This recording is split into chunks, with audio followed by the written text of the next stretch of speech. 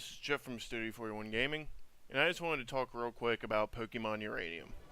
Now, since I've been doing this entire mini Pokemon marathon, reviewing all the games since it's the year of Pokemon, I figured I just wanted to talk real quick about Pokemon Uranium and just give basically some quick thoughts about the game. This isn't going to be a full-scale review. This is just my quick first and second, since I've played the game twice, impressions from what I've seen so far. And basically this is a fan-made mod of, I do believe, Pokemon Platinum or Heart Gold Soul Silver. The engine in anime or models used remind me a lot of one of those two games, so it's definitely from that era. It could be black and white, but I don't think so. Now this engine, this is the first thing I really want to talk about, is the engine itself. I don't think it really translated too well from handheld to PC. The biggest glaring fault this game has is a lot of slowdown and frame hitches, and it is really distracting. It's just anytime, like if your stats get lowered in a battle, this engine slows to a crawl of about 5 to 10 frames per second. It slows down a freaking ton. And I do like some of the Pokemon designs. They did an entire new generation of Pokemon basically. Some of them that I've seen so far, granted it's not too many, have been pretty good. My starter that I got, Raptorch, I think that's actually pretty cool. I definitely believe that would be in a real Pokemon game.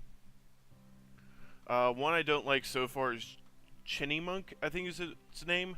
It's supposed to be like an electric chipmunk, and it is the biggest chipmunk I've ever seen. The thing's probably like 3 or 4 feet tall, I think is what it's supposed to be.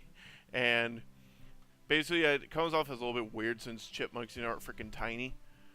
But another thing is, oh god, they use sound bites from actual existing Pokemon for the Pokemon's cries. The freaking bat Pokemon I encountered in Passage Cave has the same cry as a Zubat, and that was actually the first one that I realized. I was like, oh crap, they actually use existing cries for their new Pokemon. And now I didn't even actually realize it until my when I used my Raptorch. Yeah, I think that's a Pokemon. I think that's from I recognize that cry also, so and maybe they didn't use all of them. Like I said, this is my first impressions real quick, but if they really did do that for all of their new Pokemon, that's kind of bad. They went through all of the trouble of making new sprites for all these new Pokemon.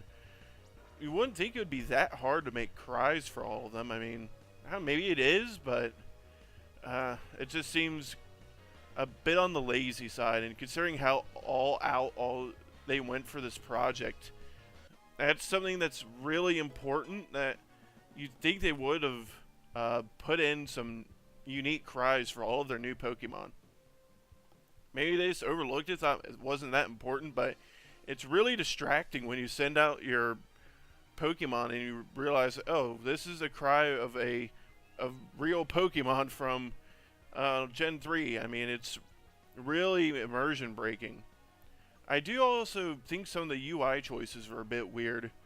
Like the health bar that's like really big and then just drops instantly. That, I don't know, I don't like that much. I feel like they definitely made the choice to speed up battles, but I mean Gen 5 did that and it works perfect. I mean, I love Gen 5's battle system. I do like the scrolling menu though, when you choose your attacks. That's kind of cool. It's really fast, but at the same time I kind of feel like if you accidentally hit, it's really easy to choose the wrong attack. Another one I'm not really sure I like is the menu system. I liked it at first, like the real big scrolling menu, but the more I play around with it, I kind of lose track of where stuff is. mainly because it's all based on icons now. Whereas the classic pop-up menu in Pokemon, you see instantly. I know seventh thing down is save, or it's probably something you could get used to, but I'm not sure I like it. Like I said, I liked it at first, but it feels natural for mouse and keyboard. But for I don't know, it's kind of hard to explain, but I kind of feel uncomfortable using it. And that's another thing, is that I really wish this game had native controller support. I mean, you could probably set something up in like XPatter, but for now, I really hate playing Pokemon with mouse and keyboard. It's just beating into my mind, reminding me, oh, basically, it's from when I used to play on an emulator. It's why I don't like emulators that much for actually playing through a Pokemon game or something. It's just beating into my mind, oh, this is not a real Pokemon game. This is something you're playing on an emulator. Here, hit this arrow button to move. You know, it's just, I like having a controller to actually move around in. Granted, I would be using a 360 controller, so it wouldn't be that much better, but I always hate leaning over a desk or a keyboard. I like to sit back with my controller and play the game. Overall, I definitely like the effort that was definitely put into this. Like, they definitely went out of their way also to give an interesting story with your missing parent and your other parent basically losing his mind after a nuclear meltdown occurs.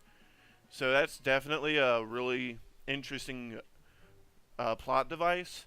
You're living with your aunt instead of an actual parent.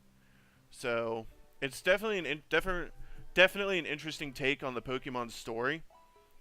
But I feel like they really need to work on the engine. It has so much slowdown. It is very hard to get around the slowdown and the frame hitches that pop up when you're running.